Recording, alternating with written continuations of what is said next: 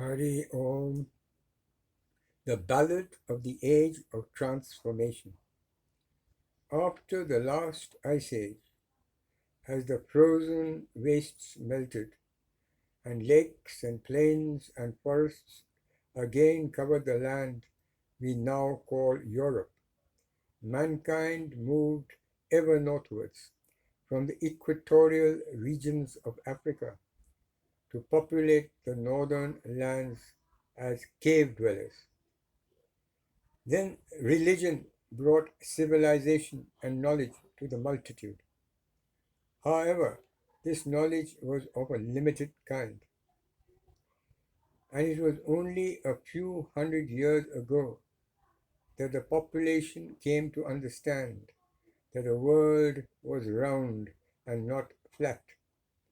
The Ten Commandments having been forgotten long before, their sailing ships found both the old and the new worlds as places and peoples to conquer and plunder.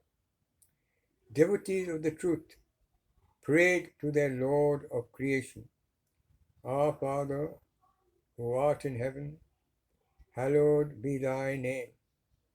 Thy kingdom come on earth as it is in heaven. The one Lord of creation studied the positioning of the stars in the sky and announced in all his majesty, It is time to create the age of transformation upon this planet and put an end to the torment and suffering of the multitude. He commanded the dark angel, he of many arms and many legs, to appear before him and spoke thus, Descend thee to the planet earth, where many living beings of my creation, all members of Vasudev Kutum, are being tortured, tormented, and slain by a species that I created in my image, and who now appear to have forgotten the eternal Dharma that I bestowed upon them. It is time to miraculously bring about a revival of the eternal faith, so that peace, compassion, humility, and belief in my presence order their lives and actions. Descend thee to the holy land known as Bharat, and there create thee a temple of transformation, as thou hast done so many times in the past. He of many hands and many feet quickly created a wondrous garden filled with deer, peacocks, and cattle. He planted mango and banana trees and many other densely leafed trees and created a forested environment. In this forest, he caused to come into being a Gurukul in which seekers of all races, of all ages, were welcome, so long as they strictly abided by the eternal rules of yoga and the living of the day as taught by the Holy One. He filled the atmosphere of the Gurukul with his own ocean-like divine energy, the divine soap and water with which seekers, diligently practicing the spiritual disciplines taught by the true Guru, found all ailments, impurities, and past karma quickly washed away. As day succeeded day, mind and body were found to be completely purified. They woke one morning to find mind, intellect, and ego had evaporated. In place, a third eye appeared, in which, in an inner sky, a shining blue pearl could be seen. Peaceful, pure energy throbbed in their bodies from the top of the head to the tip of their toes, accompanied by a peace that passeth understanding, that invaded each cell of their being. Having crossed the ocean of Maya and transcended all suffering, in perfect health, in shining bodies, and with supernatural attributes, transformed seekers began living lives joyfully and in the moment with no thought to past or future, has had countless young ones in times gone by in other purer ages.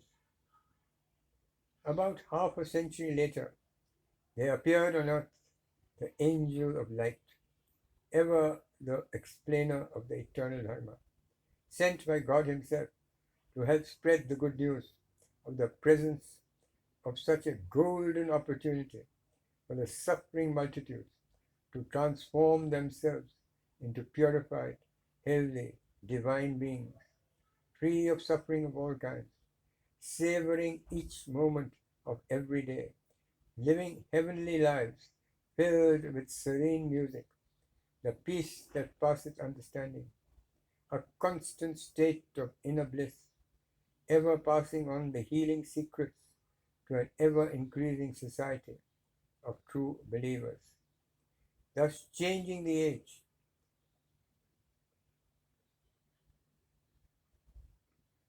from one of violence, oppression, famine, and horror to an age of compassion, peace, and good fortune, and ever increasing spiritual knowledge. And God spoke to the angel of light, steep thyself in the most common language of the times.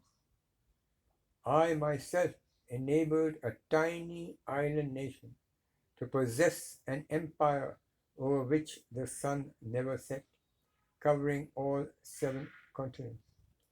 When their language had been firmly transplanted into a host of countries around the world, I caused the empire to disappear, but the language to remain. Spend the first 30 years of thy life becoming a master wordsmith in this world language. Then shall I take thee to the temple of transformation. Earner of vast spiritual merit from past lives, thou shalt effortlessly learn the secrets of spiritual transformation under the able guidance of the dark angel. Then hie thee afterwards to a cave near the foothills of the Himalayas, and plant thyself firmly there, as does the sapling of a peepal tree, ever growing in spiritual wisdom. Thou shalt become a mighty tree of wisdom. Then I myself shall cause thy teachings to be spread to the 7 continents. To this end, the Lord caused to be created many lamps of wish fulfillment, known to mortal man as smartphones, tablets, and laptops.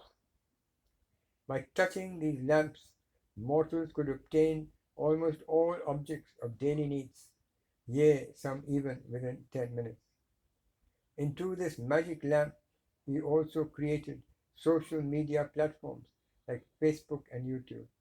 And in these free publishing sites, seekers could find the teachings of the angel of light, the pearls of wisdom, born of half a century of meditation and personal experience of the truth. Following these teachings in the magical and renowned temple of transformation, young seekers could purify themselves in record time, transforming lives previously spent in suffering to one spent in joyful good health, happiness, and exaltation, spreading the message of salvation to ever increasing numbers of young seekers. Hari Om.